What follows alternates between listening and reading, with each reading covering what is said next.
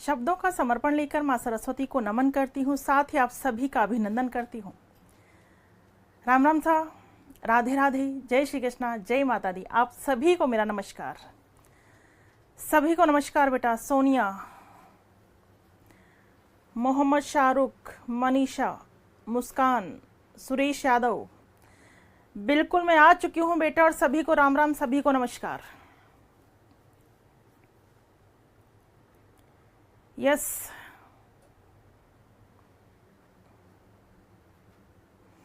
Good evening बेटा, good evening. ममता, गुड्डी, हंसा, राधे राधे बेटा। मीनू, तो बिल्कुल 2-3 दिन का वापस गैप हो गया, क्योंकि उस दिन मैंने 3 बजे क्लास लेने के लिए कहा, तो आप में से कईयों के कमेंट मैसेजेस आए कि मैडम 3 बजे क्लास मत लेना। चलो कोई बात नहीं, तो 3 बजे क्लास नहीं ली थी मैंने, और डायरेक्ट आज हमारी क्लास है। हम पढ़ रहे थे सक्रिय अनुबंधन सिद्धांत, उसी को हम आगे पढ़ें उससे पहले कर लेते हैं माँ सरस्वती का ध्यान। रेडी है सभी, तैयार है? ठीक है, आंखें बंद। ओम भूर्भुवः स्वः तत्सवितुर्वरेण्यं भर्गो देवस्य धीमहि धियो यो नः प्रचोदयात्। या देवी सर्वभूतेषु विद्यारूपेण संस्थिता नमस्तस्यै नमस्तस्यै नमस्तस्यै नमो नमः।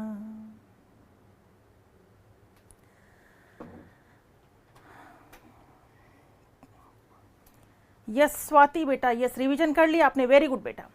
जो इन सिद्धांतों का हाथों हाथ रिवीजन करते चले जाएंगे, उनके दिल दिमाग में सिद्धांत बहुत अच्छे से फिट हो जाएंगे, क्योंकि रिवीजन हाथों हाथ किया जाए तो मज़ा आ जाता है। बिल्कुल वो ज्ञान, वो पढ़ा हुआ दिमाग में बिल्कुल स्थायी हो जाता है। तो आपको इसी तरह से पढ़ना है। थॉर्नडाइक का सिद्धांत हम पढ़ चुके थे, पावलोव का सिद्धांत हम पढ़ चुके थे, और स्किनर का सिद्धांत हम पढ़ चुके थे।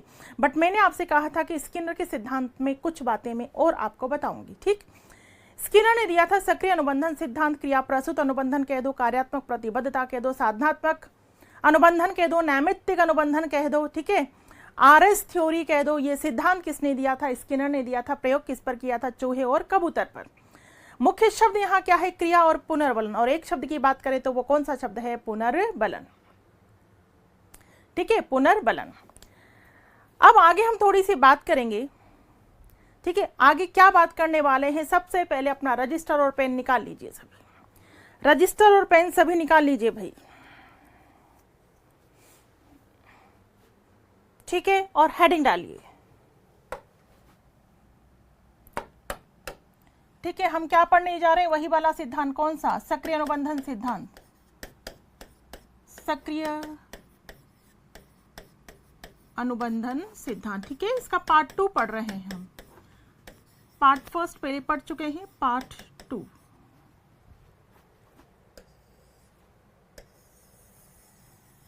ठीक है, इसमें लिखिए स्किनर ने अनुक्रिया को, किसको? स्किनर ने अनुक्रिया को 2 भागों में बांटा है। 2 भागों में बांटा है। ठीक है, हम जस्ट स्किनर की ही बात कर रहे हैं। और स्किनर ने अनुक्रिया को कितने भागों में बांटा है बेटा? 2 भागों में बांटा है। कितने भागों में? 2 भागों में। प्रतिवादी अनुक्रिया और सक्रिय अनुक्रिया या क्रिया प्रसूत अनुक्रिया। ठीक है, प्रतिवादी अनुक्रिया और क्रिया प्रसूत अनुक्रिया 2 भागों में बांटा है स्किनर ने। पहले लिखेंगे हम। नंबर 1 क्या बताया है?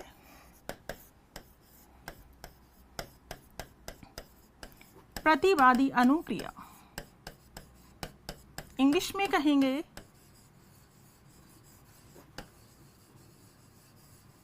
Respondent response.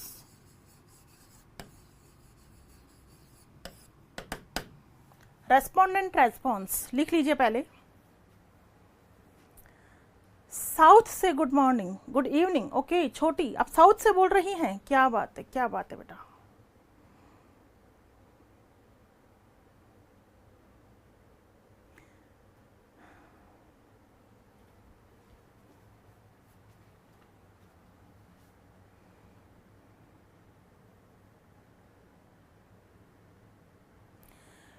विवेक बेटा रीट 2021 वाले पात्र नहीं होंगे 2022 में बेटा, बिल्कुल लेवल सेकंड वाले तो होंगे ही नहीं। अब रही बात लेवल फर्स्ट की, तो लेवल फर्स्ट का क्या देखिए डिसीजन निकलता है।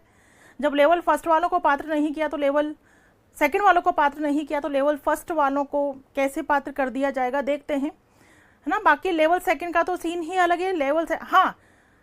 लेवल फर्स्ट और लेवल सेकंड वालों को पात्रता घोषित किया जा सकता था। 2021 में जो एग्जाम दिया है, लेवल फर्स्ट और लेवल सेकंड वालों को पात्रता घोषित किया जा सकता था और कर देना चाहिए, बट होता क्या है वो भी अब कुछ ही दिनों में आपके सामने खबर आने वाली है बेटा। और दूसरी बात, जो आपका सेकंड जो एग्जाम होगा अध्यापक भर्ती वाला, मैं रीट की बात कर रही हूँ, पहला पात्रता वाला, दूसरा अध्यापक भर्ती वाला, तो उसका सिलेबस भी लगभग 1-2 दिन में आने वाला है।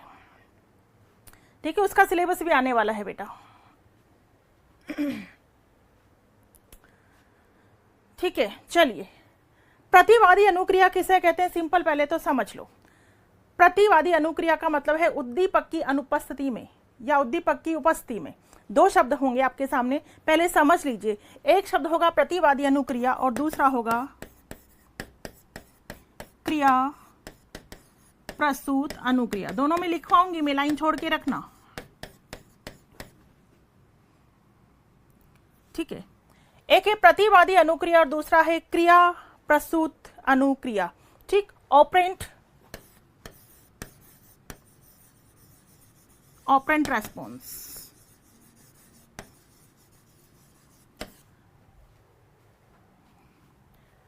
यहां तो क्या होती है, प्रतिवादी अनुक्रिया किसे कहते हैं, जहां उद्दीपक सामने उपस्थित होता है, और क्रिया प्रसूत किसे कहते हैं, जहां उद्दीपक सामने नहीं होता है। ठीक है, प्रतिवादी अनुक्रिया ही टाइप एस थ्योरी कहलाती है और क्रिया प्रसूत टाइप आर थ्योरी। ठीक, यहां देखिए प्रतिवादी अनुक्रिया यानी कि यहां पर उद्दीपक उपस्थित रहता है। जैसे पावलोव का प्रयोग आपने देखा, पावलोव के प्रयोग में लार कब गिरी, जब सामने क्या था, भोजन था। अनुक्रिया कब हुई, जब सामने क्या था, भोजन था। तो प्रतिवादी अनुक्रिया उसे कहेंगे पावलोव वाले प्रयोग को, पावलोव वाले सिद्धांत को, क्योंकि वहां पर उद्दीपक सामने उपस्थित था। बट क्रिया प्रसूत में उद्दीपक सामने उपस्थित नहीं था। उद्दीपक की अनुपस्थिति में की गई क्रिया कौन सी क्रिया कहलाती है, क्रिया प्रसूत अनुक्रिया। उद्दीपक अनुपस्थित था, मतलब उपस्थित नहीं था। जैसा कि चूहे का प्रयोग आपने देखा, चूहा अपने आप में स्वाभाविक क्रियाएं कर रहा था। ठीक है, ऐसा नहीं कि वो भोजन को देखकर क्रिया कर रहा था, उद्दीपक को देखकर क्रिया कर रहा था, नहीं, उद्दीपक को देखकर तो क्रिया कहाँ हो रही थी, पावलोव वाले में हो रही थी। ठीक है, पावलोव वाले में हो रही थी, बिल्कुल। तो प्रतिवादी अनुक्रिया किसे कहते हैं वो लिखिए, पहले यहां पर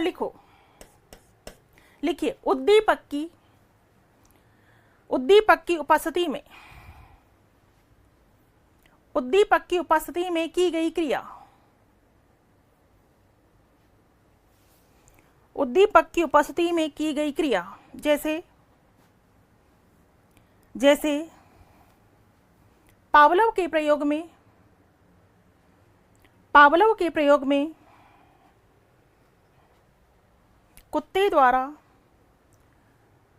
कुत्ते द्वारा भोजन को देखकर लार टपकाना,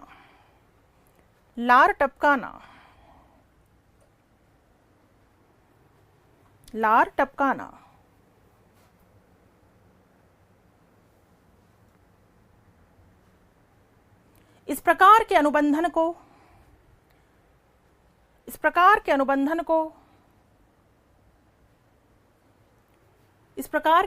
को टाइप एस, ठीक है, इसका लिखवा रही हूं मैं, इस प्रकार के अनुबंधन को टाइप एस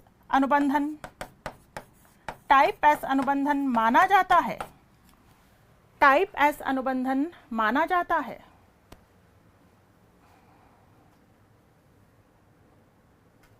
ठीक है, क्लियर है। अब आप लिखेंगे किसमें, क्रिया प्रसूत में। क्रिया प्रसूत के अंतर्गत लिखिए उद्दीपक की अनुपस्थिति में, लिखिए यहां उद्दीपक की अनुपस्थिति में की गई क्रिया, उद्दीपक की अनुपस्थिति में की गई क्रिया,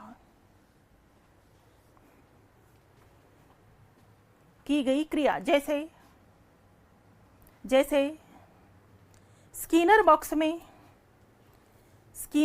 में चूहे का लीवर दबाना, स्किनर बॉक्स में चूहे का लीवर दबाना।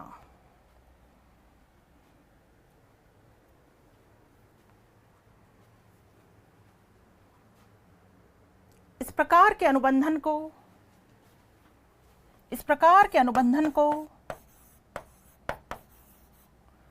टाइप आर अनुबंधन, इस प्रकार के अनुबंधन को टाइप आर अनुबंधन भी कहा जाता है, टाइप आर अनुबंधन भी कहा जाता है। बिल्कुल Nagma Bano, type S Pavlov and type R Skinner. ठीक है, टाइप आर क्या होगा? स्किनर। टाइप एस पावलोव और टाइप आर स्किनर।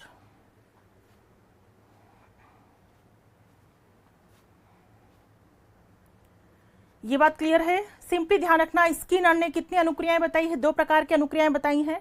प्रतिवादी अनुक्रिया, प्रतिवादी अनुक्रिया किसे कहते हैं? उद्दीपक सामने उपस्थित होता है, उद्दीपक की उपस्थिति में की गई क्रिया, उद्दीपक की उपस्थिति में की गई क्रिया तो क्या कहलाती है? प्रतिवादी अनुक्रिया। और क्रिया प्रस्तुत अनुक्रिया किसे कहते हैं? उद्दीपक की अनुपस्थिति में की गई क्रिया कौन सी क्रिया कहलाती है? क्रिया प्रस्तुत अनुक्रिया। ठीक है बेटा, 2 मिनट आप लिखिए, जस्ट में आई 2।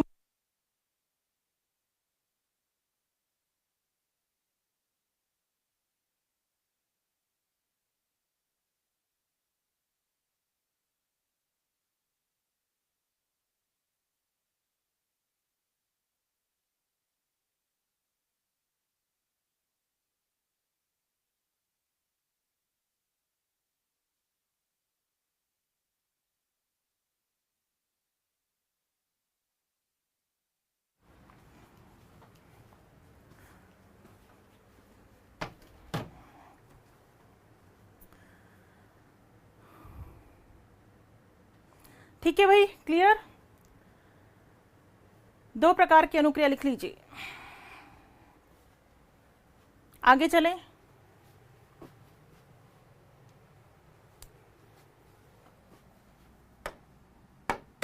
हेडिंग डालिए,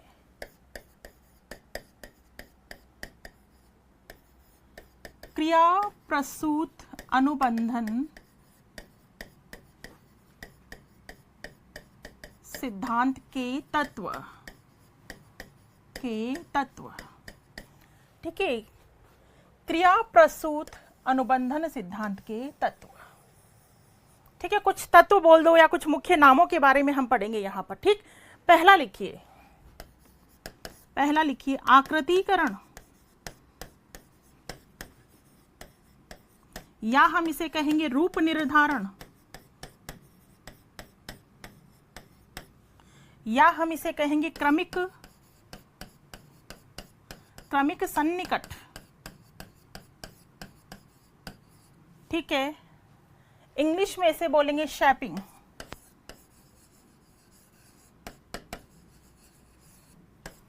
लिखिए, पहला शब्द यहां किसके बारे में हम पढ़ रहे हैं? आकृतीकरण कह दो, रूप निर्धारण कह दो, क्रमिक सन्निकट कह दो, शब्दों पर आपको फोकस करना है, या कह दो शेपिंग। ठीक है, या कह दो शेपिंग।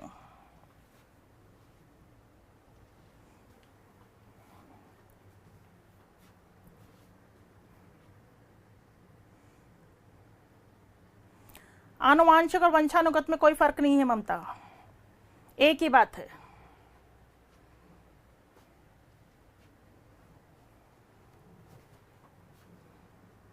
ये लिख लिया सभी ने? किसे कहते हैं आकृतीकरण? सिंपल सी बात है, बालक के व्यवहार में परिवर्तन लाने के लिए धीरे धीरे जो पुनर्बलन दिया जाता है, पुनर्बलन देकर के बालक के व्यवहार को का आकृतीकरण किया जाता है। ठीक है, जैसा हम चाहते हैं वैसा व्यवहार बालक करे, उसे जस्ट क्या कहते हैं? आकृतीकरण या रूप निर्धारण, क्रमिक सन्निकट, शेपिंग। शेप में लाया जाता है बच्चे के व्यवहार को। तो इसमें लिखिए, बालक के व्यवहार में, लिखिए इसमें, बालक के व्यवहार में परिवर्तन लाने के लिए, बालक के व्यवहार में परिवर्तन लाने के लिए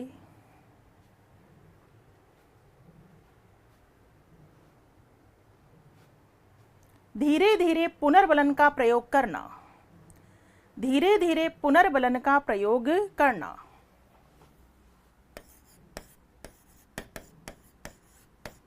धीरे धीरे पुनर्बलन का प्रयोग करना।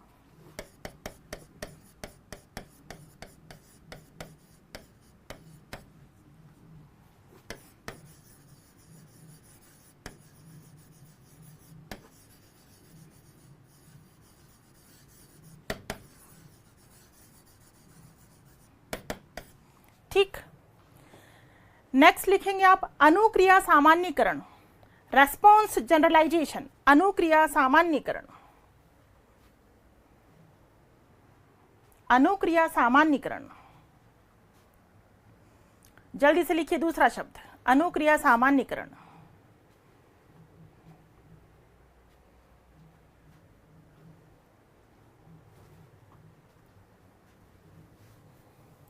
इसमें एक लाइन लिखो, एक विशेष क्रिया का, एक विशेष क्रिया का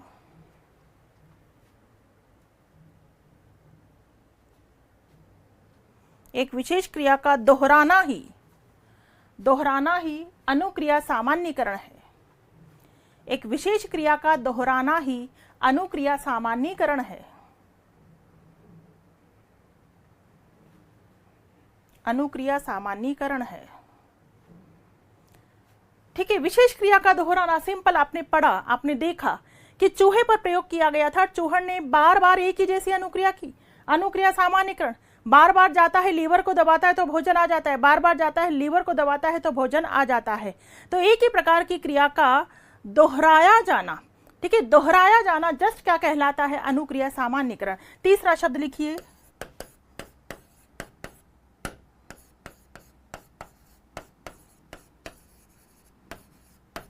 ठीक है, तीसरा शब्द लिखेंगे श्रृंखलाबद्धता। श्रृंखलाबद्धता, श्रृंखलाबद्धता को हम कह सकते हैं चैनिंग।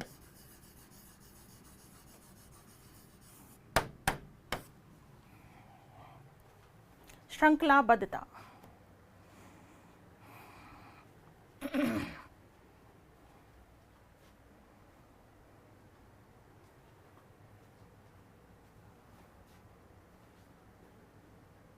इसमें लिख लो, सभी क्रियाओं का परस्पर श्रृंखलाबद्ध होना। सभी क्रियाओं का परस्पर श्रृंखलाबद्ध होना। सभी क्रियाओं का परस्पर श्रृंखलाबद्ध होना। ठीक है, लिख लीजिए एक बार। एक शब्द लिखिए, टोकन इकोनॉमी। Token economy.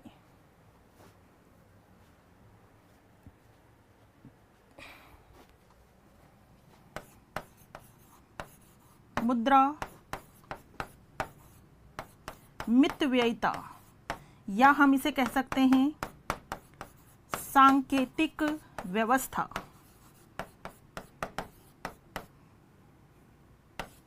ठीक है, इंग्लिश वर्ड इसलिए लिखा है क्योंकि जनरली शब्द यही आता है, टोकन इकोनॉमी।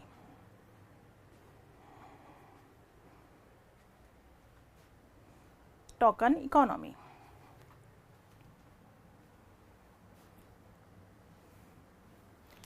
इसमें लिखिए, यह शब्द स्किनर के द्वारा दिया गया। यह शब्द स्किनर के द्वारा दिया गया।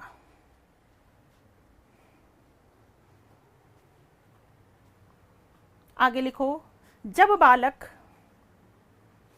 उचित व्यवहार करता है, जब बालक उचित व्यवहार करता है तो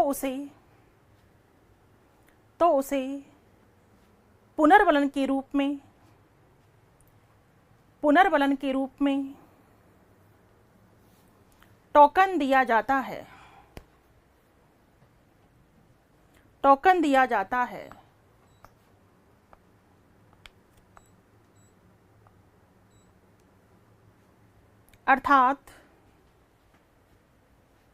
अर्थात उसके प्रत्येक सही व्यवहार पर, प्रत्येक सही व्यवहार पर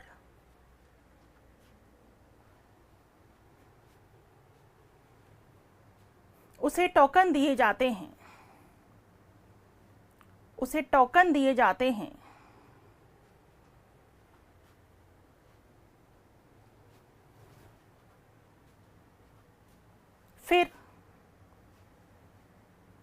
फिर टोकन के एकत्रित होने पर, टोकन के एकत्रित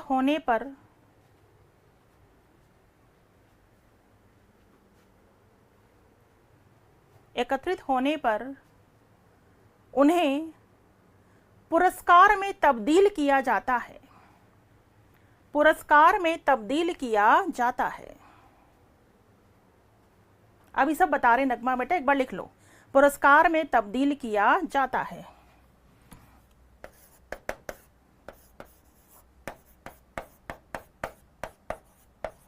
एक शब्द लिखो, पुनर्बलन।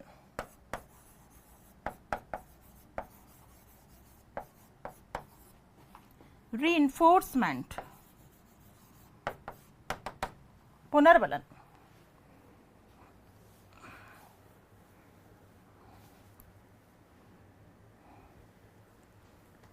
पुनर्बलन लिखो।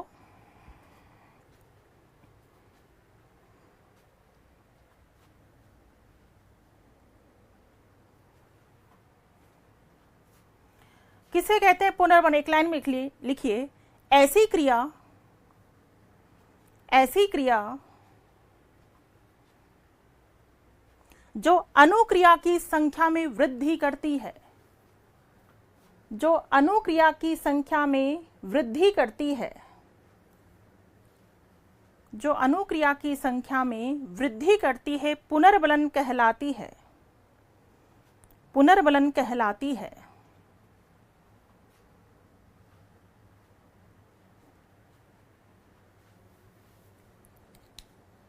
आगे लिखो, पुनर्बलन की अवधारणा,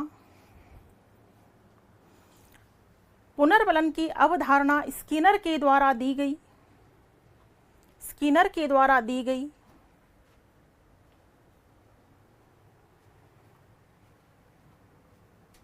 तथा पुनर्बलन का सिद्धांत, पुनर्बलन का सिद्धांत क्लार्क हल के द्वारा दिया गया, पुनर्बलन का सिद्धांत क्लार्क हल के द्वारा दिया गया।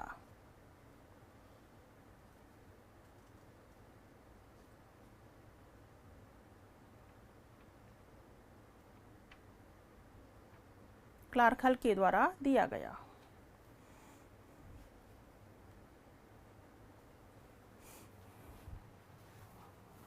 क्लियर है? अब देखिए इधर कुछ शब्द है, सिंपली ध्यान रखने हैं। आकृतिकरण, रूप निर्धारण कह दो, क्रमिक सन्निकट कह दो, जिसे बोलते हैं शेपिंग। व्यवहार को शेप में लाना, बिगड़ा हुआ व्यवहार है तो उसे एक शेप में लाना, किसके द्वारा? पुनर्बलन के द्वारा। यानी बालक के व्यवहार में परिवर्तन लाने के लिए धीरे धीरे उसे पुनर्बलन देना क्या कहलाता है? आकृतिकरण कहलाता है, रूप निर्धारण कहलाता है। ठीक है, बिल्कुल बच्चा गलत व्यवहार कर रहा है, हम उसे नकारात्मक पुनर्बलन दें, तुरंत उसे रोके, तुरंत उसे टोके। अच्छा व्यवहार कर रहा है, तुरंत हम उसे सकारात्मक पुनर्बलन दें। तो इस प्रकार से हम बालक के व्यवहार में शेप ला सकते हैं, रूप निर्धारण कर सकते हैं, उसे आकृति दे सकते हैं। तो ये जस्ट क्या कहलाता है? आकृतिकरण कहलाता है, रूप निर्धारण। शब्दों पर फोकस करें, अपने आप समझ में आएगा। अनुक्रिया सामान्यकरण, यानी एक ही प्रकार की क्रिया का दोहराया जाना, अनुक्रिया सामान्यकरण। उद्दीपक सामान्यकरण शब्द तो मैंने कहा लिखवाया था आपको? पावलोव में। ठीक है, उद्दीपक सामान्यकरण शब्द कहाँ लिखवाया था? पावलोव वाले प्रयोग में लिखवाया था, पावलोव वाले सिद्धांत में लिखवाया था। यहाँ शब्द क्या है? अनुक्रिया सामान्यकरण। एक ही क्रिया का बार बार दोहराया जाना, बार बार। जैसे चूहे ने लीवर पे पैर रखा, ठीक है, लीवर पर, और खट की आवाज आई तो उसको क्या मिला? भोजन। अब रुकेगा क्या? वो बार बार उसी अनुक्रिया को करेगा। इसे जस्ट क्या कहते हैं? अनुक्रिया सामान्यकरण। श्रृंखलाबद्धता, एक के बाद एक श्रृंखला, पहले ऐसा किया, फिर ऐसा किया, फिर ऐसा किया। ठीक है, एक के बाद एक श्रृंखला, आपस में परस्पर संबंध होना श्रृंखलाओं का। कि पहले ये, फिर ये और फिर उसके बाद ये, श्रृंखलाबद्धता। टोकन इकोनॉमी मैंने आपको बताया, टोकन इकोनॉमी शब्द का प्रयोग किसने किया है? स्किनर ने किया है। ठीक है, किसने किया है? स्किनर ने किया है। टोकन इकोनॉमी जस्ट क्या होता है, जैसे ही बच्चा कोई अच्छा काम करता है, उचित व्यवहार करता है, तो जस्ट हम उसे टोकन दे देते हैं ना। टोकन के रूप में कोई भी चीज दी जा सकती है, जस्ट एक कार्ड दिया जा सकता है ना, प्राइस टैग दिया जा सकता है, कुछ भी चीज उसे दी जा सकती है। बच्चे से कई बार कहा जाता है कि बेटा ये टोकन मिल रहे हैं, जैसे आपके पास 10 टोकन हो जाएंगे ना, 10 टोकन जैसे ही आपके पास हो जाएंगे, आपको ये चीज दिलाई जाएगी। जैसे आपके पास 10 टोकन्स हो जाएंगे, यानी 10 बार आपने अच्छा व्यवहार किया, एक एक टोकन आपको मिला। जैसे आपके पास टोकन एकत्रित हो जाएंगे, कलेक्ट हो जाएंगे, तो कुछ भी प्रलोभन बच्चे को दिया जाता है 10 टोकन होने के बाद। ठीक है, आपको मूवी दिखाने ले जाएंगे, या 10 टोकन होने के बाद आपको साइकिल दिलाई जाएगी। ठीक है, इस तरह से, यानी वो टोकन एकत्रित होकर फिर किस में तब्दील कर दिए जाते हैं? किसी पुरस्कार में तब्दील कर दिए जाते हैं। ये जस्ट क्या होता है? टोकन इकोनॉमी होता है। जस्ट वे ऑफ रीइंफोर्समेंट, मतलब पुनर्बलन का एक तरीका है कि पुनर्बलन हम बच्चे को किस प्रकार से दे रहे हैं। तो आपको ध्यान रखना है कि पूछ लिया जाए टोकन इकोनॉमी शब्द का प्रयोग किसने किया है, तो बेटा स्किनर ने किया है। किस पर आधारित है? स्किनर के प्रयोग पर आधारित है, क्रिया प्रसूत अनुबंधन सिद्धांत पर आधारित है, जिसमें पुनर्बलन की बात की जाती है। और यहाँ भी टोकन बच्चे को एज अ पुनर्बलन ही दिया जाता है। बच्चे ने अच्छा काम किया, उसे पुनर्बलन दिया। प्रत्येक सही व्यवहार पर बच्चे को क्या दिया जाएगा? टोकन दिया जाएगा। टोकन एकत्रित होने पर, इकट्ठा होने पर वो पुरस्कार में तब्दील कर दिए जाते हैं। क्लियर? ठीक। पुनर्बलन, इस पुनर्बलन को और डिटेल में हम पढ़ने वाले हैं अभी। पुनर्बलन वाली बात है, किसे कहते हैं? पुनर्बलन। ठीक है, ऐसी क्रिया जो अनुक्रियाओं की संख्या में क्या करती? वृद्धि करती है। जैसे मान लीजिए बच्चे ने अच्छा काम किया, या चूहे का ही प्रयोग हम देखिए, लीवर पर पैर पड़ता है, खट की आवाज होती है, उसके सामने भोजन आ जाता है। क्या आ जाता है? भोजन। तो भोजन ने किसका काम किया? पुनर्बलन का काम किया। पुनर्बलन मिलने से क्रिया करने की गति में क्या आ जाएगी? तीव्रता आ जाएगी। पुनर्बलन मिलने से क्रिया करने की गति में और क्या होती है? वृद्धि होती है, तीव्रता होती है। पुनर्बलन की अवधारणा किसने दी थी? स्किनर ने। लेकिन आपके सामने आ जाए पुनर्बलन का सिद्धांत किसने दिया? तो सिद्धांत क्लार्क हल ने दिया है। मान लीजिए क्वेश्चन आपके सामने हो, पुनर्बलन का सिद्धांत दिया गया, क्लार्क हल, स्किनर, तो किसे चुनोगे? क्लार्क हल को चुनोगे। बाय दी वे, क्लार्क हल ऑप्शन में ही नहीं है, क्योंकि ऐसा हो चुका है पहले एग्जाम में क्वेश्चन आया और ऐसा हो चुका है पहले कि बाय दी वे क्लार्क हल ऑप्शन में ही नहीं है, तो फिर तो मजबूरन हमें चुनना पड़ेगा किसको? स्किनर को। बाकी एग्जैक्टली पुनर्बलन का सिद्धांत किसने दिया था? क्लार्क हल ने दिया था। ठीक है, तो पहले इतनी बात समझ में आ गई। पुनर्बलन की अवधारणा किसने दी है? किसने दी है अवधारणा? स्किनर ने। पुनर्बलन का सिद्धांत किसने दिया है? क्लार्क हल ने। पुनर्बलन की बात हम करें तो पुनर्बलन कितने प्रकार का होता है? हेडिंग डालिए, हेडिंग डाल लीजिए। देखो, पुनर्बलन,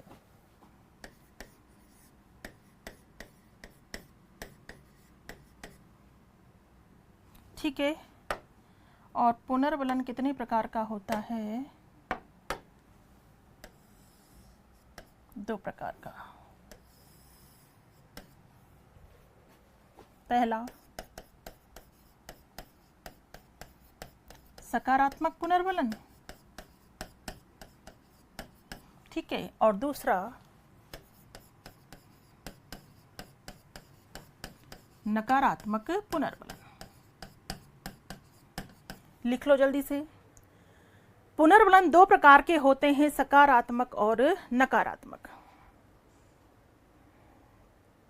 ठीक है, सकारात्मक और नकारात्मक।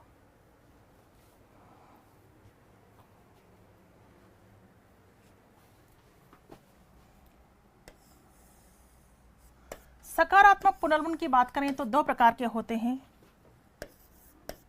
प्राथमिक पुनर्बलन, प्राइमरी, और द्वितीयक पुनर्बलन। द्वितीयक कह दो या गौण कह दो। प्राथमिक पुनर्बलन और द्वितीयक पुनर्बलन। प्राथमिक पुनर्बलन की बात करें तो प्राथमिक में कौन से पुनर्बलन आ जाते हैं बेटा? प्राथमिक में जो जन्मजात कह दो, जैविकीय कह दो, शारीरिक पुनर्बलन कह दो।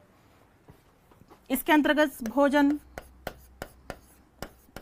पानी, नींद, काम आदि, ये पुनर्बलन आते हैं। द्वितीयक पुनर्बलन जो बाह्य रूप से हमें प्राप्त होते हैं, ठीक है, बाह्य रूप से प्राप्त होते हैं, जैसे प्रशंसा, पुरस्कार, ठीक है, प्रशंसा, पुरस्कार आदि। सिंपल ध्यान दें, ठीक है। और जैसे ये पुरस्कार मिलते हैं तो क्रिया करने की गति में तो तीव्रता आई जाती है, अनुक्रियाओं की संख्या में वृद्धि हो जाती है। पुनर्वलन दो प्रकार के होते हैं, सकारात्मक और नकारात्मक। सकारात्मक पुनर्वलन को दो भागों में बांटा गया है, प्राथमिक पुनर्वलन और द्वितीयक पुनर्वलन। प्राथमिक के अंतर्गत हम क्या क्या रख देंगे, भोजन, पानी, नींद, काम, मलमूत्र विसर्जन, ये सब कुछ किस में आता है, प्राथमिक में आता है।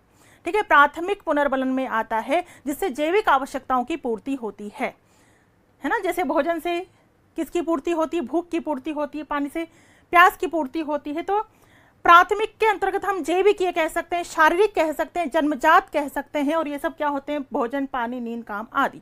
द्वितीयक पुनर्वलन जो बाह्य रूप से दिए जाते हैं, जो बाह्य व्यक्ति के द्वारा दिए जाते हैं, ठीक है, बाह्य व्यक्ति के द्वारा दिए जाते हैं, वो क्या होते हैं, प्रशंसा, पुरस्कार आदि।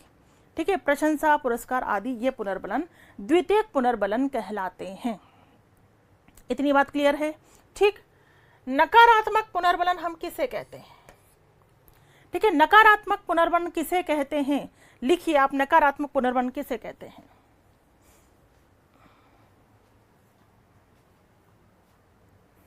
लिखिए पहले इसमें, नकारात्मक में लिखो, किसे कहते हैं, विपरीत उद्दीपक को,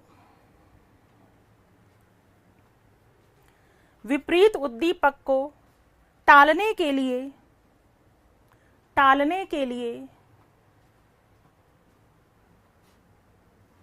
की गई क्रिया, की गई क्रिया,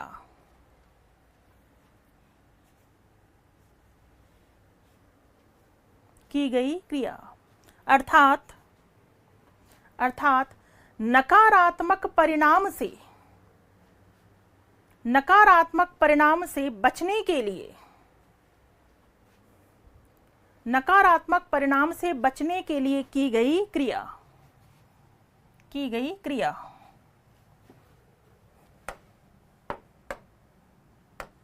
की गई क्रिया, ठीक है।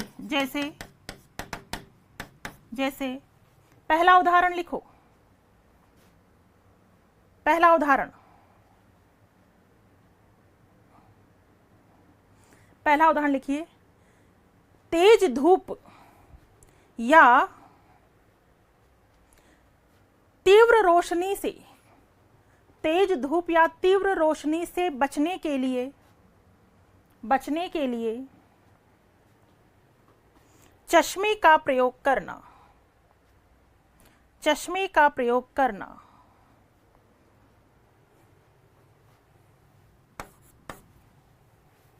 चश्मे का प्रयोग करना, ठीक है। दूसरा उदाहरण लिखो, सर्दी से बचने के लिए, सर्दी से बचने के लिए ऊनी वस्त्रों का प्रयोग करना, ऊनी वस्त्रों का प्रयोग करना।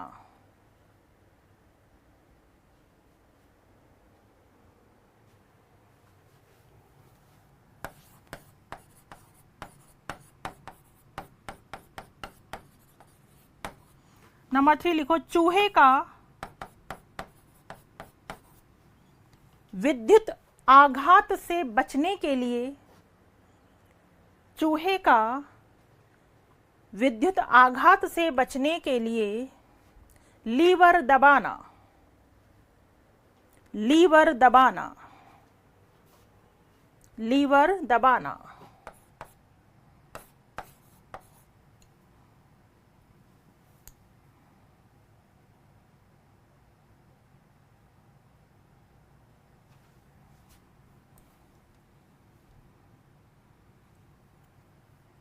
ठीक है, नेक्स्ट लिखेंगे, दंड से बचने के लिए, दंड से बचने के लिए उचित व्यवहार करना, दंड से बचने के लिए उचित व्यवहार करना।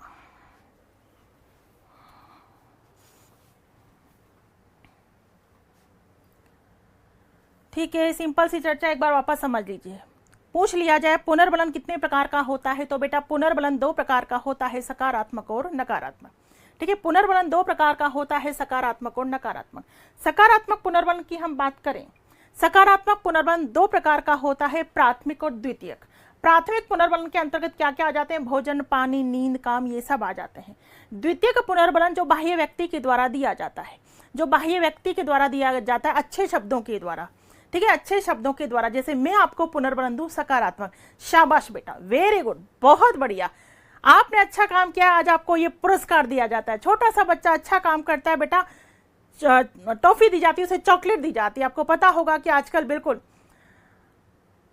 सकारात्मक पुनर्बलन देने के बहुत सारे तरीके होते हैं। पहले तो आपको पता होगा कि आपके समय में भी लगभग जब आप अच्छा काम करके ले जाते थे तो teacher good, very good, excellent देते थे, लेकिन आज गुड, वेरी गुड का चलन कम हो गया है। टीचर पुनर्बलन के रूप में कॉपी में स्टार बना देते कि स्टार मिला है, स्माइली फेस बना देते कि स्माइली फेस मिला है। यही बच्चे की दृष्टि से उचित पुनर्बलन होते हैं। ठीक है, यही बच्चे की, तो किसी भी तरह से अच्छे शब्दों के द्वारा बच्चे की प्रशंसा करना, किसी भी तरह से उसे पुरस्कार देना, चाहे वो पुरस्कार, चाहे वो चॉकलेट कॉपी में ही बना दी गई है, उसे खाने के लिए नहीं मिली है, फिर भी वो बच्चे की दृष्टि से सकारात्मक पुनर्बलन है। ठीक है, टीचर कई बार कॉपी में ही चॉकलेट बना देता है, लो आपको एक टॉफी मिली क्योंकि आपने अच्छा काम किया है, स्टार मिला है क्योंकि आपने अच्छा काम किया है, स्माइली फेस मिला है क्योंकि आपने अच्छा काम किया है। ये जस्ट कौन सा पुनर्बलन होता है, जो बाह्य व्यक्ति के द्वारा दिया जाता है, और ये पुनर्बलन किस में आते हैं, सकारात्मक में आते हैं। जबकि नकारात्मक पुनर्बलन विपरीत परिणाम से बचने के लिए, ठीक है, विपरीत परिणाम से बचने के लिए जो पुनर्बलन होता है, तेज धूप में यदि जाओगे तो तेज धूप में जाने से बिल्कुल आंखें थोड़ी सी झुलस सकती हैं, तो तेज धूप से बचने के लिए आंखों में चश्मे का प्रयोग करना। सर्दी, ठीक है, सर्दी से बिल्कुल आप बीमार पड़ सकते हो, ठंड लग सकती है, तो उन्हीं वस्त्रों का प्रयोग करना। चूहे का विद्युत आघात से बचने के लिए लीवर को दबाना, और दंड से बचने के लिए उचित व्यवहार करना। ये सब कौन सा पुनर्बलन है, नकारात्मक पुनर्बलन। विपरीत परिणाम से बचने के लिए, है ना, जो भी क्रिया की जाती है वो कौन सा पुनर्बलन कहलाती है, कौन सा पुनर्बलन, नकारात्मक पुनर्बलन कहलाती है। पुनर्बलन में आपको इतनी बात ध्यान रखनी है। अब मैं आपसे बात करूंगी, ठीक है, अब मैं आपसे बात करूंगी किसकी, पुनर्बलन अनुसूची की। तो हेडिंग डालेंगे आप, हेडिंग डाल लीजिए,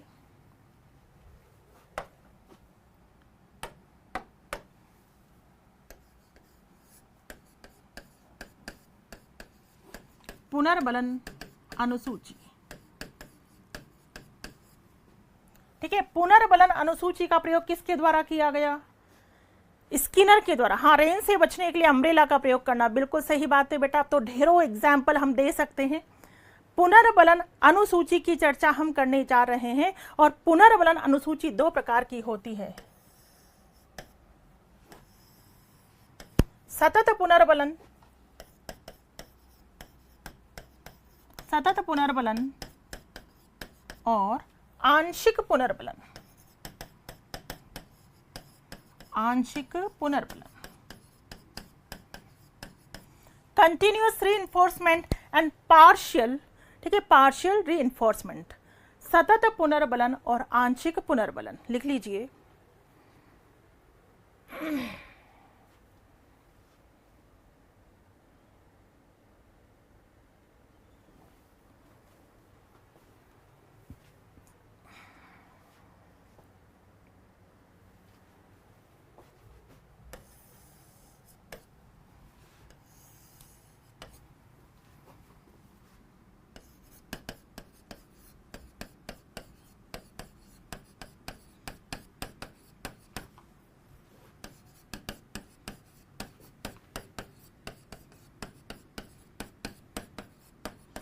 ये जो आंशिक पुनर्बलन है इसको 2 भागों में बांट लीजिए, अनुपात पुनर्बलन और अंतराल पुनर्बलन। ठीक है, अनुपात और अंतराल। आपका जो अनुपात पुनर्बलन है ये दर को प्रदर्शित करता है, रेशियो को, द रेशियो को, और ये वाला जो पुनर्बलन है वो समय को, टाइम को प्रदर्शित करता है। किसको, टाइम को। ठीक है, 2 प्रकार के हैं, अनुपात और अंतराल।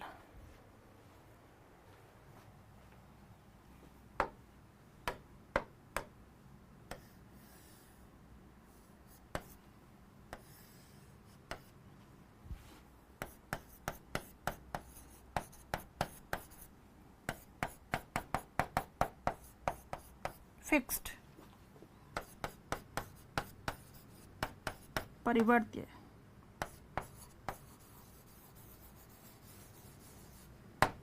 वेरिएबल। ठीक है, अंतराल भी इसी तरह से दो प्रकार का होता है, निश्चित, फिक्स्ड और परिवर्त्य।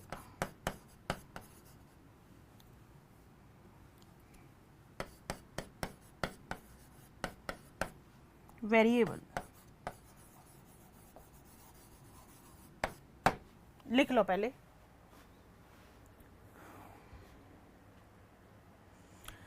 यस बेटा गौरव, आंशिक reinforcement is better than continuous reinforcement, right?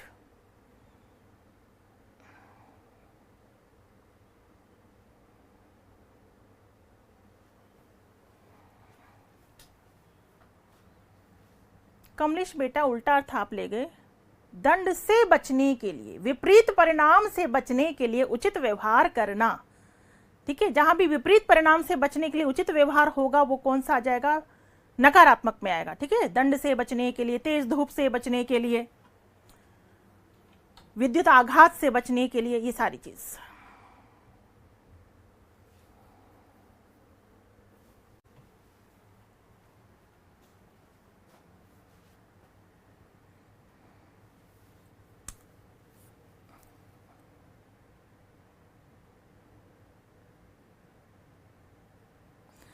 चलिए, पुनर्बलन अनुसूची की बात है। पुनर्बलन अनुसूची दो प्रकार की होती है, सतत पुनर्बलन, कंटिन्यूअस रीइंफोर्समेंट, एंड आंशिक पुनर्बलन, पार्शियल रीइंफोर्समेंट। सतत यानी लगातार, लगातार पुनर्बलन देना, लगातार पुनर्बलन देना, लगातार पुनर्बलन देना। आंशिक यानी कभी कभी, कभी कभी, जो बच्चे के लिए सडन सरप्राइज होता है कि उसे कब पुनर्बलन मिल जाए। यदि बच्चे को हर क्वेश्चन पर बार बार पुनर्बलन मिल रहा है तो इतना असर उस पर नहीं होगा।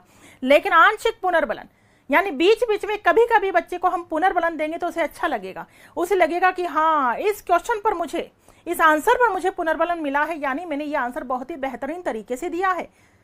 तो वो हर आंसर को उसी जोश के साथ, उसी अच्छी तरीके से देने की कोशिश करेगा। तो सतत यानी लगातार, आंशिक यानी कभी कभार।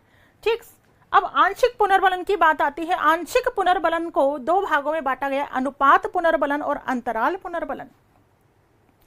अनुपात पुनर्बलन दर को प्रदर्शित करता है, जबकि अंतराल पुनर्बलन किसको प्रदर्शित करेगा, समय को।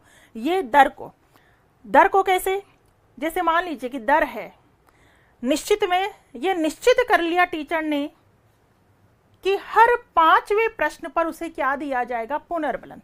ठीक है, दर हर 5वें प्रश्न पर, फिर 10 पर, फिर 15 पर, फिर 20 पर, फिर 25 पर, है ना, उसे क्या दिया जाएगा, पुनर्बलन। ये फिक्स हो गया, बच्चे को भी पता है कि बीच में तो पुनर्बलन मिलेगा नहीं। ठीक है, 5वें पर ही मिलेगा, 5 के बाद सीधे कब मिलेगा, 10 पर ही पुनर्बलन मिलेगा, फिर 15 वाले क्वेश्चन पर मिलेगा, फिर 20 वाले क्वेश्चन पर मिलेगा, ऐसे पुनर्बलन मिलेगा। ये कौन सा हो गया, फिक्स्ड।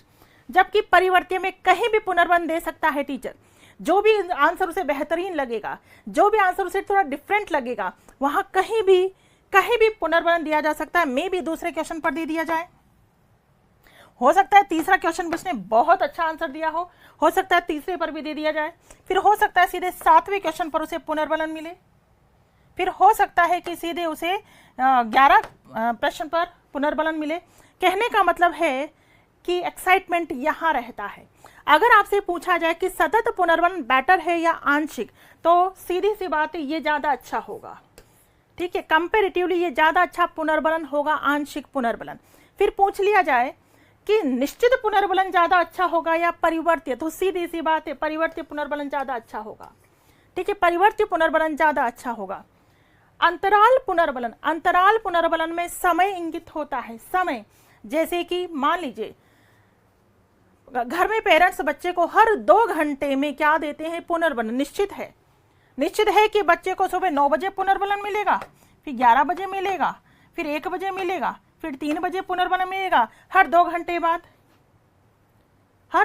बाद। या फिर जैसे कोई भी कार्य करता है, जो कहीं भी ऑफिस में या कहीं भी जॉब करते हैं, तो उनको पुरस्कृत किया जाता है, पुरस्कृत किया जाता है हर महीने में, हर महीने में पुरस्कृत किया जाता है। तो कोई नया चीज आप सामने वाले में नहीं देखेंगे, क्योंकि उसे पता है कि हर महीने हमें तो पुरस्कृत किया ही जाएगा। जबकि परिवर्त्य में कभी भी सडन होता है, अचानक होता है। हो सकता है कि बच्चे को सुबह से पुनर्बलन नहीं मिला और बिल्कुल दिन के 1 बजे उसे पुनर्बलन दिया गया, या फिर जो कर्मचारी हैं, जरूरी नहीं है हर महीने में, हो सकता है एक कर्मचारी को 20 दिन के अंतर्गत ही पुरस्कृत कर दिया गया, और हो सकता है एक का नंबर 3 महीने बाद आया, क्योंकि 3 महीने बाद उसने ऐसा कोई काम किया जिसके द्वारा उसे पुरस्कृत किया गया। तो ये कौन सा पुनर्बलन होगा? परिवर्त्य। ठीक है, परिवर्त्य होगा। तो बात समझ में आ गई होगी, बिल्कुल सिंपल है। ठीक है, क्लियर है? क्लियर? ठीक है, ये तो प्रकार है बेटा, अनुपात और अंतराल। अनुपात में दर प्रदर्शित होती है, अंतराल में समय प्रदर्शित होगा। अच्छा कौन सा है, बेटर कौन सा? यहाँ प्रश्न उठता है, निश्चित या परिवर्त्य? परिवर्त्य, वेरिएबल। ठीक है, निश्चित या परिवर्त्य? परिवर्त्य। यहाँ से सतत या फिर आंशिक? आंशिक पुनर्बलन ज्यादा अच्छा होता है। यहाँ तक की बात समझ में आ गई। तो इसी के साथ स्किनर वाली बात पूरी हो जाती है। तो स्किनर में आपने सारी चीजें पढ़ चुके हैं आप, सक्रिय अनुबंधन सिद्धांत, क्रिया प्रसूत अनुबंधन सिद्धांत, कार्यात्मक प्रतिबद्धता सिद्धांत, या कह दो नैमित्तिक अनुबंधन सिद्धांत, या कह दो साधनात्मक अनुबंधन सिद्धांत, या कह दो RS थ्योरी या R टाइप थ्योरी। ठीक है, RS थ्योरी या फिर R टाइप थ्योरी। क्रिया प्रसूत R टाइप है, S टाइप तो कौन सा है? पावलोव वाला। ठीक है, फिर आपने पढ़ा कि स्किनर ने प्रयोग किस पर किए थे? चूहे पर किए थे और कबूतर पर किए थे। प्रयोग किस पर? चूहे और कबूतर पर प्रयोग किए। प्रयोगों से निष्कर्ष क्या निकला कि क्रिया करते रहना चाहिए, और जब भी बच्चा क्रिया करे उसे क्या दो? पुनर्बलन। ये 2 मुख्य शब्द थे, क्रिया और पुनर्बलन। एक शब्द की बात आए तो सबसे मुख्य शब्द कौन सा है? पुनर्बलन। ठीक है, चूंकि स्किनर क्रियाओं पर विशेष जोर देते हैं, इसीलिए उन्होंने थॉर्नडाइक के SR सिद्धांत को किस में बदल दिया? RS में बदल दिया, यानी उद्दीपक अनुक्रिया सिद्धांत को अनुक्रिया उद्दीपक सिद्धांत में बदल दिया। आपसे पूछ लिया जाए अनुक्रिया उद्दीपक सिद्धांत स्किनर और उद्दीपक अनुक्रिया सिद्धांत थॉर्नडाइक। ठीक है, उद्दीपक अनुक्रिया सिद्धांत थॉर्नडाइक और अनुक्रिया उद्दीपक सिद्धांत तो स्किनर। क्लियर? प्रयोग क्या किया गया था आपको पता है, शैक्षिक महत्व में हमने पढ़ा। एक शब्द मुख्य रूप से निकल करके आ रहा है क्या? पुनर्बलन। ठीक है, पुनर्बलन शब्द निकल के आ रहा है कि जब भी बच्चा उचित क्रिया करे उसे क्या दें? पुनर्बलन। पुनर्बलन 2 प्रकार का होता है, सकारात्मक और नकारात्मक। यदि हम समय रहते हुए बच्चे को पुनर्बलन दे दे तो हम बच्चे में अपेक्षित व्यवहारगत परिवर्तन ला सकते हैं। जो अभिक्रमित अनुदेशन है, अभिक्रमित अनुदेशन भी इसी सिद्धांत पर आधारित है। ठीक है, अभिक्रमित अनुदेशन जो स्किनर के द्वारा दिया गया, अभिक्रमित अनुदेशन भी इसी सिद्धांत पर आधारित है, क्योंकि उसमें भी बच्चा अनुक्रिया करता है, अनुक्रिया करने के बाद उसे क्या दिया जाता है? पुनर्बलन दिया जाता है। ठीक है, इस सिद्धांत में जो क्रिया है वो परस्पर संबंधित होती है। श्रृंखला, श्रृंखला शब्द का प्रयोग यही हुआ है, श्रृंखला कह दो या श्रृंखलाबद्धता कह दो। फिर हमने पढ़ा कि स्किनर ने अनुक्रियाओं को कितने भागों में बांटा है? 2 भागों में बांटा है, प्रतिवादी अनुक्रिया और क्रिया प्रसूत अनुक्रिया। प्रतिवादी अनुक्रिया टाइप S, क्रिया प्रसूत अनुक्रिया टाइप R। जो प्रतिवादी अनुक्रिया होती है उसमें उद्दीपक की उपस्थिति में क्रिया होती है, जबकि क्रिया प्रसूत में उद्दीपक की अनुपस्थिति में क्रिया होती है। प्रतिवादी टाइप S पावलोव, क्रिया प्रसूत टाइप R स्किनर। ठीक है, फिर हमने कुछ शब्द देखे। पहला शब्द हमने क्या देखा? आकृतिकरण, जिसे हम रूप निर्धारण कह सकते हैं, क्रमिक सन्निकट कह सकते हैं। ठीक है, क्रमिक सन्निकट, शेपिंग जिसे कहते हैं। शेपिंग यानी बालक के व्यवहार में परिवर्तन लाने के लिए धीरे धीरे उसे क्या देना? पुनर्बलन देना। अनुक्रिया सामान्यीकरण, एक ही क्रिया का दोहराया जाना अनुक्रिया सामान्यीकरण। श्रृंखलाबद्धता यानी एक के बाद एक, और परस्पर क्रियाओं का क्या होना? संबंधित होना, और एक के बाद एक क्रिया होना, श्रृंखलाबद्धता। टोकन इकोनॉमी आपको बता चुकी हूँ, टोकन इकोनॉमी शब्द का प्रयोग भी स्किनर ने किया है। टोकन इकोनॉमी यानी जब भी बच्चा अच्छा व्यवहार करता है, पुनर्बलन के रूप में उसे क्या दिया जाता है? टोकन दिया जाता है, और जब टोकन कलेक्ट हो जाते हैं तो वो पुरस्कार में तब्दील हो जाते हैं। उसके बाद हमने क्या पढ़ा? पुनर्बलन शब्द पढ़ा। पुनर्बलन की अवधारणा किसने दी? स्किनर ने, लेकिन सिद्धांत तो हम आगे पढ़ेंगे जो किसने दिया है, क्लार्क हल ने दिया है। पुनर्वलन कितने प्रकार का होता है, 2 प्रकार का होता है, सकारात्मक और नकारात्मक। सकारात्मक पुनर्वलन कितने प्रकार का होता है, 2 प्रकार का होता है, प्राथमिक और गौण। और नकारात्मक पुनर्वलन किसे कहते हैं, विपरीत परिणाम से बचने के लिए की गई क्रिया क्या कहलाती है, नकारात्मक पुनर्वलन। उसके बाद आपने पुनर्वलन अनुसूची को पढ़ा जो कितने प्रकार की होती है, 2 प्रकार की होती है, सतत और आंशिक। आंशिक की हम बात, सतत और आंशिक में से बेस्ट कौन सी होगी, आंशिक होगी। तो आंशिक की बात करते हैं। आंशिक पुनर्वलन 2 प्रकार का होता है, अनुपात और अंतराल पुनर्वलन। अनुपात पुनर्वलन दर को प्रदर्शित करता है, रेशियो को प्रदर्शित करता है, जबकि आपका अंतराल पुनर्वलन समय को प्रदर्शित करेगा। ये कितने प्रकार के होते हैं, 2, निश्चित और परिवर्तीय। ये भी दिया जाता है 2 प्रकार से, निश्चित और परिवर्तीय। ठीक है, निश्चित फिक्स हो गया, परिवर्तीय यानी कभी भी। ठीक है, कभी भी यानी पहले घंटे में, फिक्स नहीं है, कभी दे दिया, दूसरे में दे दिया, फिर हो सकता है पहले में, दूसरे में, फिर डायरेक्ट 10 में दिया हो, कभी भी दे देना। तो इस तरह से क्लियर। तो ये आपका सिद्धांत पूरी तरह से कंप्लीट हो चुका है, स्किनर का सिद्धांत। और याद रखना, मैं बिल्कुल उसी तरह से पढ़ा रही हूँ कि फर्स्ट ग्रेड वालों को क्लियर हो जाए, सेकंड ग्रेड वालों को क्लियर हो जाए और रीट वालों को भी क्लियर हो जाए। ये सबके आते हैं सिद्धांत, इस तरह से पढ़ाऊंगी और इसी तरह से आपको पढ़ना। देखो, बहुत कुछ होता है जानने, बताने, घुमा फिरा कर, लेकिन क्या फायदा बहुत कुछ पढ़ने से यदि सब कुछ मिक्स हो जाए, सब कुछ गोल गोल घूम जाए, तो कोई फायदा पढ़ने से? पढ़ने के बाद कंफ्यूजन क्रिएट हो जाए तो कोई फायदा पढ़ने से? नहीं। एक एक सिद्धांत को मैं बिल्कुल क्लियर तरीके से पढ़ाऊंगी कि वहां आपके जो भी डाउट है वो बिल्कुल क्लियर रहें। पहले सिद्धांत की यदि मैं बात करूं, थॉर्नडाइक वाले उद्दीपक अनुक्रिया सिद्धांत की, उसमें आपको क्या शब्द ध्यान रखने हैं, क्या शब्द ध्यान रखना है उसमें? अभ्यास ध्यान रखना है, अभ्यास वर्ड। ठीक है, और निरंतर प्रयास ध्यान रखना है, करके सीखना ध्यान रखना है। बिल्ली की किसी ने मदद नहीं की, निरंतर वो प्रयास करती चली गई, उसने अभ्यास किया, करके सीखा, ये चीज वहां ध्यान रखनी है। ये चीज वहां आप भी निरंतर प्रयास करोगे, अभ्यास करोगे, करके सीखोगे, तो निश्चित रूप से आपको असफलता में क्या मिलेगी, सफलता, निराशा में आशा, आत्मविश्वास जागृत होगा, आत्मनिर्भरता की बात आएगी। यही बताया था उद्दीपक अनुक्रिया सिद्धांत में। जबकि पावलोव वाले में आपको क्या ध्यान रखना है, हाँ, सतर्क, श्रव्य दर्शन, पुनरावृत्ति ध्यान रखना है। पुनरावृत्ति जो कि यांत्रिकता की ओर ले जाती है, सब कर रहे हैं, हम भी कर रहे हैं, क्यों कर रहे हैं ये पता नहीं है। अरे ऐसी पुनरावृत्ति जो सोच समझ कर की जाती है वो क्या कहलाती है, अभ्यास। और ऐसी पुनरावृत्ति जो मशीनी तरीके से की जाती है वो जस्ट पुनरावृत्ति कहलाती है। और मशीनी तरीके से पुनरावृत्ति कहाँ हो रही है, पावलोव में। हाँ, शास्त्रीय अनुबंधन सिद्धांत कहा गया है उसे कि परंपरागत तरीका है, ये प्राचीन तरीका है कि सब करते जाते हैं, हम भी करते चले जाते हैं। सबने कहा ऐसा होता है तो हमने भी कहा हाँ ऐसा होता है। सबने कहा पैर मत हिलाया करो, अपशगुन होता है, तो हमने भी कहते चले गए पैर मत हिलाया करो, अपशगुन होता है। क्या अपशगुन होता है, क्यों होता है, ये यहाँ से नहीं सोचा। वो जस्ट कौन सा सिद्धांत है, पावलोव वाला। जबकि स्किनर वाले में 2 शब्द मुख्य रूप से आपको ध्यान रखने हैं, क्रिया और पुनर्वलन। यहाँ ये कहा गया है कि क्रिया, जब भी बच्चा क्रिया करे उसे क्या दो, पुनर्वलन दो। सही क्रिया करे सकारात्मक पुनर्वलन, गलत पर नकारात्मक पुनर्वलन। ठीक है, पुनर्वलन वाली बात कही गई है, पुनर्वलन की अवधारणा दी गई है किसके द्वारा, स्किनर के द्वारा। यहां तक की बात आपको पूरी तरह से क्लियर हो चुकी होगी। ठीक है, 3 सिद्धांत बहुत अच्छे से पढ़ चुके हैं। हाथों हाथ आप रिवाइज करते चले जाएंगे तो आपके लिए बहुत ज़्यादा बेनिफिशियल रहेगा, कहीं कोई कंफ्यूजन क्रिएट नहीं होगा, क्योंकि बेटा सिद्धांत तो बहुत सारे पढ़ने हैं। ठीक है, बहुत सारे पढ़ने हैं। 3 सिद्धांत आप पढ़ चुके हैं। चौथा सिद्धांत हम पढ़ेंगे कौन सा, गेस्टाल्ट सिद्धांत। गेस्टाल्ट या सूक्ष्म एवं अंतर्दृष्टि का सिद्धांत, जिसे पूर्णाकार का सिद्धांत भी कहते हैं, जिसे समग्रता का सिद्धांत भी कहते हैं, वो सिद्धांत हम पढ़ेंगे कल। ठीक है, वो सिद्धांत हम कल पढ़ेंगे, नेक्स्ट क्लास में पढ़ेंगे। आज आप में से अगर कोई कुछ पूछना चाहता है तो पूछ लीजिए। नेक्स्ट सिद्धांत की चर्चा हम कल करने वाले हैं। यस,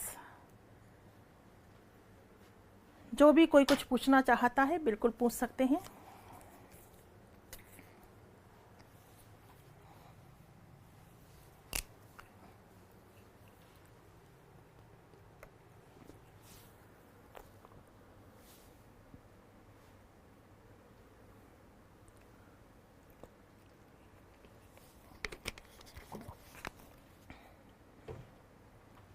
जो भी कोई कुछ पूछना चाहता है पूछ सकते हैं।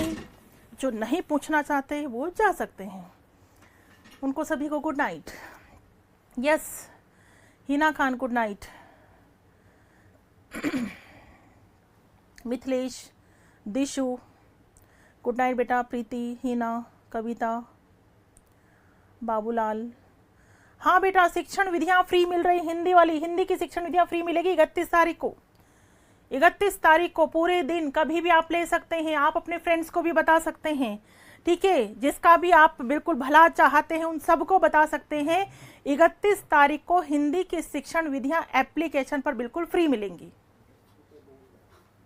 ना, बिल्कुल फ्री। और बिल्कुल फ्री का ये मतलब है कि जब आप उस पर क्लिक करोगे, पे ना हो तो बेटा 10 रुपीज उसमें लिखा होता है ना। 10 रुपीज देने से किसी को एतराज है तो मत लेना, क्योंकि एप्लीकेशन में ऐसी सुविधा नहीं है। आप ये समझ बैठते हो कि वहां भी चार्ज कर दिया। 1 साल तक आपके पास वो शिक्षण विधियां रहती हैं। एक्चुअली एप्लीकेशन में डायरेक्ट फ्री का ऑप्शन नहीं होता बेटा, इसलिए मिनिमम चार्जेस हमें रखने पड़ते हैं और मिनिमम चार्जेस 10 रुपीज है। अगर एप्लीकेशन के द्वारा हमने ये कह दिया जाता कि मिनिमम चार्जेस 2 रुपीज रख लो तो 2 रुपीज रख ली जाते, बिल्कुल फ्री का होता तो बिल्कुल फ्री ही था। तो उसे देख कर के आप कंफ्यूज मत होना, मैडम ने फ्री बोला था 10 रुपये यहाँ पर है, क्योंकि कुछ महानुभाव ऐसे भी होते हैं, है ना, जो इस तरह की बातें करते हैं। तो ये मैं पहले ही क्लियर कर रही हूँ आपको। तो वो शिक्षण विधियाँ पूरे 1 साल आपके पास रहेंगी, 1 साल तक उसका एक्सेस आपके पास रहेगा। तो जिसको भी आप और बताना चाहते हैं बता सकते हैं। 31 तारीख को 1 दिन के लिए, मतलब एक ही दिन वो ऑफर है, मतलब आप ले सकते हैं और उस दिन आपने ले ली तो पूरे साल भर तक आपके पास रहेगी। मुस्कान गुड नाइट बेटा। बसंत फर्स्ट किट कब तक आएगी? देखो बेटा हम भी इंतजार ही कर रहे हैं। टेलीग्राम चैनल बेटा डॉक्टर वंदना जादव ऑफिशियल नाम से है।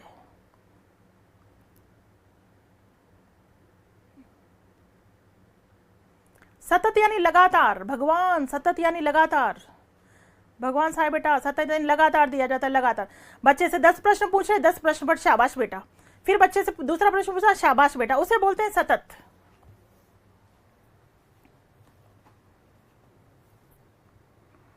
ग्रीन और वाइट, ओके।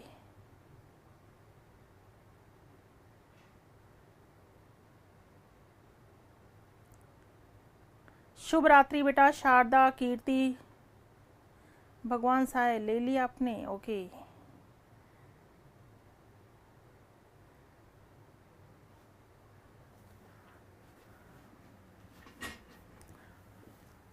ऑनलाइन किताब कैसे मंगवाएं? बताती हूँ बेटा, 1-2 दिन में बताती हूँ ऑनलाइन क्लास किताब कैसे मंगवाएं आप। हाँ बेटा 8 बजे का ही रह रहा है टाइम, बिल्कुल 8 बजे रखा है, कि उस दिन 3 बजे रखा था। इतने सारे मैसेजेस आए आपके 3 बजे का नहीं, 3 बजे नहीं, 3 बजे नहीं, तो वो क्लास ही मैंने कैंसिल की। फिर वहीं मिलेंगी बेटा सारी क्लासेज, जिनकी पहले की क्लासेज छूट चुकी वहीं पर मिलेंगी, है ना। ऊपर एक लाइन चल रही होती है, वहां फिर आप रिकॉर्डेड पे, क्योंकि ये हर लाइव क्लास रिकॉर्डेड में तब्दील हो जाती है बेटा।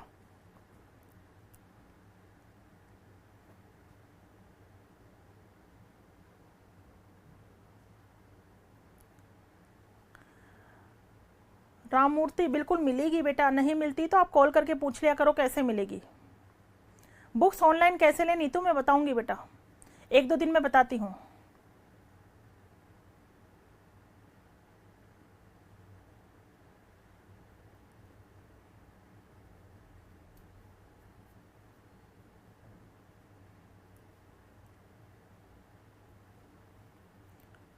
फ्री शिक्षण विधियां केवल हिंदी की मिल रही हैं बेटा, हिंदी की।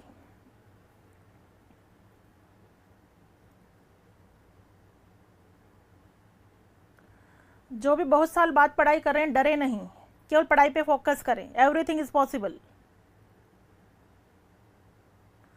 बुक पढ़ने की आवश्यकता, और कोई बुक पढ़ने की आवश्यकता नहीं है बेटा, है ना। जो आप पढ़ रहे हैं सफिशिएंट है। बुक्स केवल इसलिए कि और कुछ उसमें और भी एक्स्ट्रा थोड़ा और क्लियर हो जाता है, इसलिए। बाकी आप चाहें तो ना भी पढ़ें तो भी चलेगा।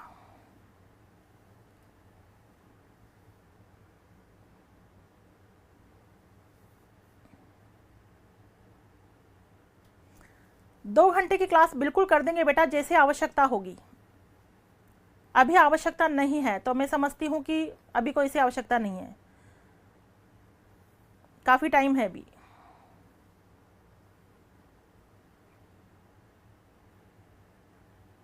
गीता आवश्यक नहीं है, आवश्यक नहीं है, आप नोट्स पे फोकस करो।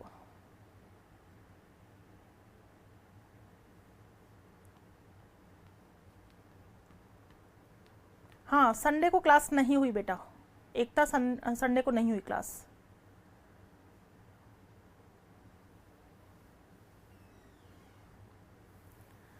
हाँ, संडे को क्लास नहीं होती है। रिंकू राम बिल्कुल बढ़ा देंगे बेटा, बढ़ा देंगे, डोंट यू वरी, आप परेशान मत हो बिल्कुल भी। और बहुत सारे सब्जेक्ट है ना पढ़ने के लिए, वो भी पढ़ो बेटा। चलिए तो बाकी चर्चा कल करते हैं बेटा। हिंदी शिक्षण विधियों में सब कुछ मिलेगा बेटा, पीडीएफ वगैरह सब कुछ है उसमें, सब कुछ है। 1 घंटे बहुत कुछ, वही ना, अलग अलग विचार है, कोई कहते 1 घंटे बहुत होता है, कोई कहता है 2 घंटे पढ़ाओ, है ना। लेकिन मैं वो करूँगी जो मैं करना चाहूँगी, ठीक है। शुभ रात्रि बेटा अनुराधा, गुड नाइट सभी को। चलिए मिलते हैं कल नेक्स्ट सिद्धांत के साथ। Thank you so much and good night.